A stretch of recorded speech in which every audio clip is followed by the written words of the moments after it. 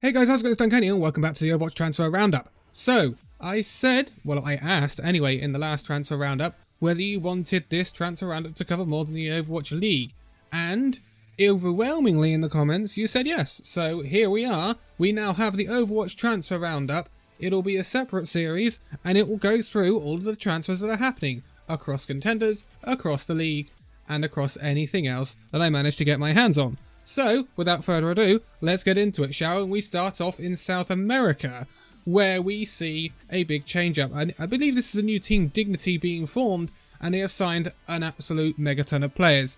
They have signed Coach Express from Fury, which is an Australian team, and then they have signed Shurk, who is Argentinian, and then they have signed 3 Brazilian players, Win98, which I love the name, Shinigami and Knight, who will be all joining from Fury in Australia. Then we have them also signing Nitro, who is a Brazilian DPS player from Elo Hell Dante, and then we have them signing another Brazilian tank player from Time. So that kind of rounds us off for that, and they've also signed Argentinian tank player Beast as well, who was currently unassigned. So big team being formed there at Gigantii. Then we have a movement at Triumph. Triumph have signed a new coach, John. Triumph obviously in North American Contenders. Triumph we will be seeing at the seeding tournament for North American Contenders in January. Then we have some movements out. So first we start off at the Montreal Rebellion. Montreal Rebellion, obviously North American Contenders. They have let go of Tensor, the American support player, Gigantii, the British tank player, and one name you'll know very well, the DPS Russian player Mistakes, has also left the Montreal Rebellion. So, yeah, interesting moves going on at the Montreal Rebellion. And then we move on to Sky Foxes. Now, if you've watched the Breakable Barriers tournament recently, last week, you'll know that Sky Foxes have made a lot of changes. Sky Foxes let go of tank player Clownman16, tank player Hoon, the 2 DPS players Boostio and Attitude, and their coach Mika. Big change going on at Sky Foxes. They also let go of Karkar, their support player, who was kind of on a loan from Fusion University. He's now inactive at the Fusion University. Then we move to Europe and the British Hurricane. They have signed Finnish support player Ripper, who you may know from the Los Angeles Gladiators in the Overwatch League. He is now playing for the British Hurricane. A massive pickup for the British Hurricane. A lot of experience getting Ripper in. And I'm sure he will really help them during the Contenders 2020 seedings. And then the season after that, going on after that. Because I'm sure they should really get through the seedings. British Hurricane, they look like they've got a really good team on their hands. Talking of the British Hurricane, they have let the French DPS player Sooner go. Though he is now currently unassigned. Bit of a surprise, but there's not much in terms of roster changes from what we saw from British Hurricane last year, so I'm sure they have got a lot of trust in their roster, and we will see how they do going into the 2020 Contenders season. Then moving on, and we're going back to North America, and Third Impact have signed DPS Japanese player Tayo on loan from Jupiter. Really good pickup here. We'll see how Tayo does in Contenders. And then we swing back to Sky Foxes once again. And as I said, Sky Foxes let a lot go. And then we saw a very rejuvenated roster for Sky Foxes in the Breakable Barriers tournament last week. They have signed the support players Elk and Mudkip. You'll probably know them. Then the tank players Salty and Mikey. And then 3 DPS players, the Argentinian Valan, the American Speedily, and the French godlike DPS player at times, Asking. I still don't know how Asking didn't get an Overwatch League team. Beggars belief, to be quite honest. I mean, if he can work in a team, clearly Sky Foxes believe that, then I don't know why, looking at what he was doing in some of the scrims, an Overwatch League team didn't pick him up, but they didn't, and he's now at Sky Foxes, so be warned, North American Contenders. Sky Foxes look like they've put a pretty good roster together, so look out for them during 2020 Contenders. And then we had also the news that the South Korean tank player Hoon, who was playing for Sky Foxes and has played for Team CC, Metaranthena, and Metabalon in previous times, he has actually retired. at the age of 19. So that's a very early retirement. It's a shame to see, but again, you have to do what is best in your own interest, and obviously Hoon believes that's what is in his best interest right now. I wish him all the best in the future. And then we move back to Third Impact again, and they have signed Korean support player LR1S. I don't know how you say that. I'm just going to go with LR1S. So they've signed him from Far East Society in Southeast Asia.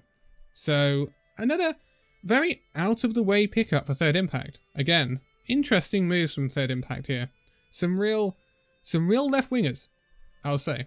It'll be interesting to see how they merge it all together. But then we've got to pay our respects to something big that happened just before Christmas, and this is the disbandment of Team Gigantii. This hit me for 6 when I saw this news. They have obviously let their entire roster go, so coaches Vows, Tans HQ and Flubby, and then the support players Zuppe, tank players Zappis and Milky Man, and then the DPS players Leaf and Davin. Leaf was great at the World Cup as well. This is so unfortunate to see this just before Christmas, and Team Gigantii have been a staple part of European contenders and the contenders scene in general for years, going back to before the Overwatch League even started. And to see a team like this fall on the sword of the way Contenders is right now, they said it themselves, you know, it's not sustainable. And this is a crying shame. You know, I mean, I've talked in the past about someone picking up Team Gigantee's flame in the Overwatch League because they're just such a historic Contenders team.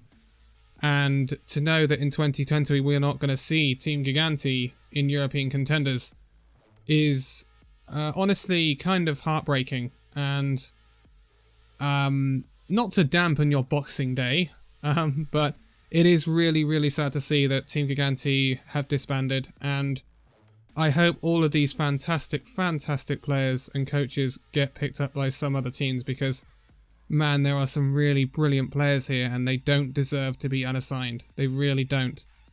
And I hope one day we can see the Phoenix rise from the ashes in terms of Team Gigantii, and we get to see that name back in Contenders once again, because, man, I think the whole of Overwatch Esports is going to miss that team.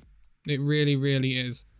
Anyway, moving on from the heartbreak of Team Gigantii, and we have a move in the Overwatch League. POG!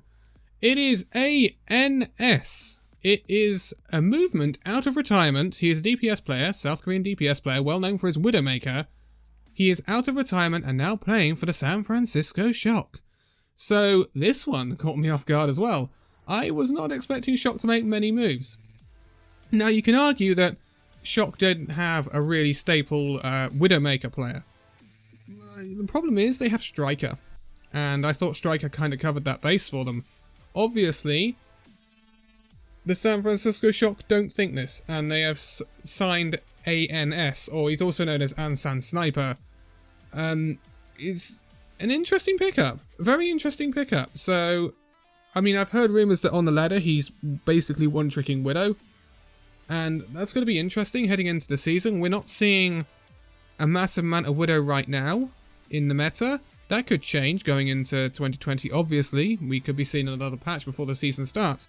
So, it'll be interesting to see how ANS or Ansan Sniper kind of fits into the San Francisco Shock. He's definitely going to be a personality, and we will see what happens. He's been out of the loop in terms of Overwatch Esports for quite a while, so he'll take some working back into it, I would have thought, but clearly he's done well in some sort of trial for the San Francisco Shock or whatever, because the Shock, they don't normally make bad pickups, do they?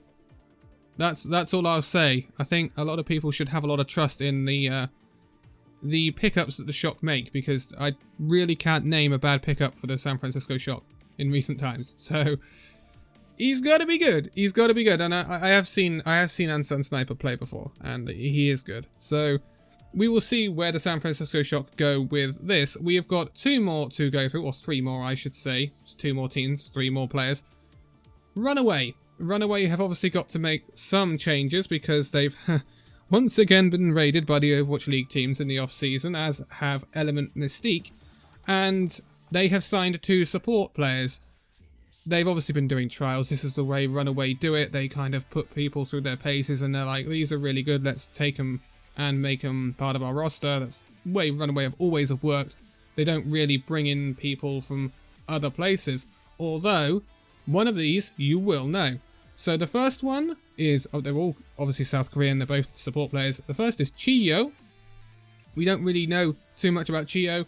He's obviously probably come through Runaway's incredible academy system. I don't think anyone can deny how incredible the Runaway academy system is. I'm sure he's going to be a fantastic player. The second is an interesting one. The second is Revenge. Now you may know Revenge from the Hangzhou Spark. Revenge did very well with Hangzhou Spark during the season. We didn't see him all the time. He played for 7 before Hangzhou Spark, but he offers experience for Runaway here, which is very often a route Runaway don't go down. So it's an interesting move for Runaway. Obviously, he's probably been taking part in, well, he's almost certainly been taking part in trials and scrims and stuff like that for Runaway. They always do this, and very often they'll stream them as well. And he's obviously popped off in those trials. It's very interesting to see him signing for Runaway. I would not have expected this, because normally Runaway just tend to take people out of the blue and make them fantastic players. But yeah, Revenge and Chiyo have signed for Runaway. It's a new support line for Team Runaway, obviously after losing a gang named Jin and the rest. And the last transfer we've got to talk about is a loss at Clockwork Vendetta in Europe. It is the German tank player Moose. He is now unassigned. Clockwork Vendetta are doing a lot of jigging about in this off-season, and Clockwork Vendetta, obviously you probably know Clockwork Vendetta. They made a lot of moves last season in Overwatch Contenders with their funny Mei and Torb comps. It'll be interesting to see what happens with Clockwork Vendetta this season, because obviously they'll have to go through the seeding. There's been a lot of their whole roster was allowed to look for other opportunities in the Overwatch League and Contenders, so it'll be interesting to see where Clockwork Vendetta go. There's a lot of people who like Clockwork Vendetta because they just went against the meta, basically, in Europe and made a name for themselves. So it'll be interesting to see what happens with Clockwork Vendetta. Obviously, previously they've had Engineer retiring as well, who was the staple Torbjorn player of Clockwork Vendetta. So that is it for this transfer roundup. The first one that covers every single region and nook and cranny of Contenders and the league as well. Obviously not much in terms of Overwatch League, but a lot in terms of Contenders at the moment. I will be back when there's another one of these transfer roundups, but I will be back tomorrow with another video, no doubt, because I like to keep it on my daily upload schedule. And remember that the Overwatch Esports Rewind Part 2 is coming very soon. So stay tuned for that one. I am overwhelmed with the feedback on that first part. It was really, really good, and the premiere went really, really well. So I'm very thankful for that, and I'm really glad that you enjoyed it. So thank you guys so much for watching this video. If you liked it, give it a like, subscribe if you're new, and I will see you in the next video. See you then.